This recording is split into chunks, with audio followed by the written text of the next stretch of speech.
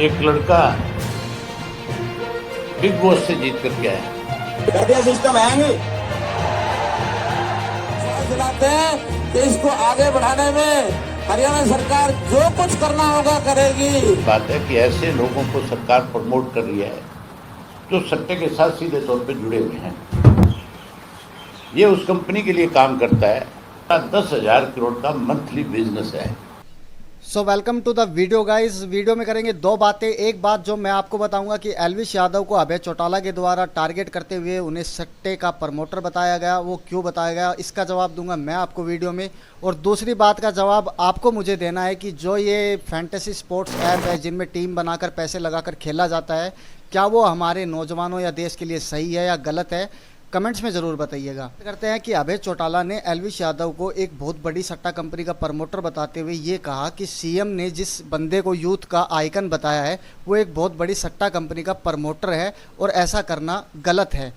हालांकि अभय चौटाला की बात में कुछ सच्चाई भी है कि एल्विश यादव ऐसी कंपनियों को तो प्रमोट करते हैं जिनमें टीम बनाकर खेला जाता हो या फिर प्रिडिक्शन बेसिस पर खेला जाता है, ऐसी ऐप को प्रमोट करते हैं, तो ये बात तो सच है। लेकिन मैं एक बात और बता दूं आपको, इन बात से परे हटके एक बात और भी है। अगर एल्विश यादव इन चीज़ों को प्रमोट ना भी करेंगे तो पता है कितना फ़र्क पड़ेगा, बस इतना जितना कि दिल्ली और मुंबई के ट्रैफिक में 150-200 गाड़ियाँ कम होने का। ऐसा मैं इसलिए कह रहा हूँ क्योंकि जो इनके मेन ब्रांड एम्बेसडर हैं इन ऐप्स के, वो इतने बड़े बड़े कलाकार हैं, बॉलीवुड एक्टर हैं जैसे कि आमिर खान, आर माधवन और भी बहुत सारे हैं। और खुद हमारे Indian team players Sourav Ganguly, Rohit Sharma, Ishan Kishan, Shreyas Iyer, Hardik Pandya और भी बहुत सारे क्रिकेटर, खुद माही भाई भी ड्रीम 11 के ब्रांड एम्बेसडर बन चुके हैं। तो अब आप हिसाब लगा ही सकते हैं कि इतनी बड़ी बड़ी हस्तियां जब इन ऐप्स को प्रमोट कर रही हैं तो एल्विश यादव के करने ना करने से क्या ही फ़र्क पड़ता है। अब बताता हूँ मेन बात आपको कि अभय चौटाला ने एल्विश यादव को टारगेट क्यों किया।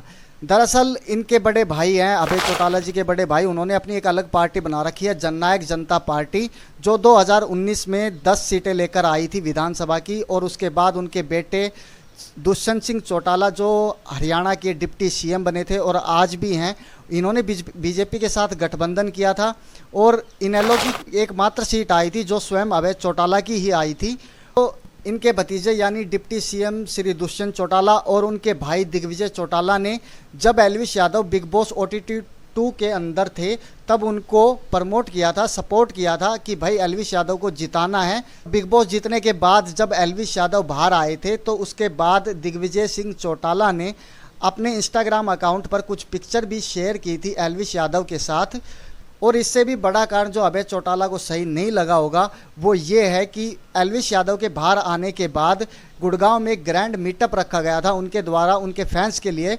उसमें हमारे हरियाणा के सीएम मनोहर लाल खट्टर जी पहुँचे और एल्विश यादव को सम्मानित किया। अब जिस बंदे के मीटअप में जब इतनी पब्लिक जुड़ती है और ऐसा सिस्टम है,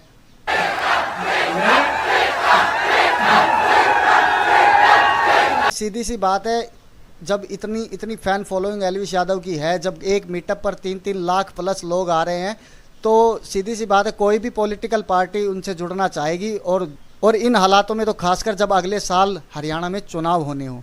अब बात करते हैं कि जब ये फैंटेसी स्पोर्ट्स ऐप इतनी गलत हैं, इतनी खतरनाक हैं, जैसा कि अभय चौटाला ने भी कहा, तो इनको इंडिया में चलने कौन दे रहा है और इतनी बड़ी बड़ी हस्तियाँ इसको सपोर्ट कैसे कर रही हैं, प्रमोट कैसे कर रही हैं।